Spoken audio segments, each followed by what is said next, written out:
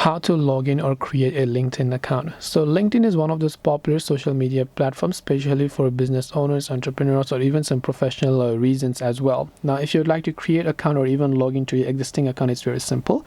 Right off the bat, when you open up the LinkedIn app, you can continue with Google, Facebook, or Apple ID. If you have an account, you can tap on sign in, but you can tap on agree and join button.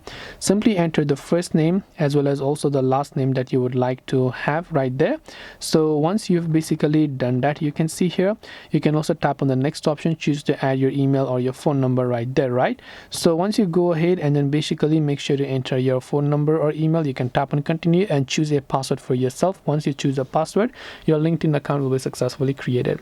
This is for those who do not have an account, but if you already have an account and you'd like to log into your existing account, you can tap on sign in, choose to also log in with Google, Apple, or Facebook, or you can log in with email or phone number and your password.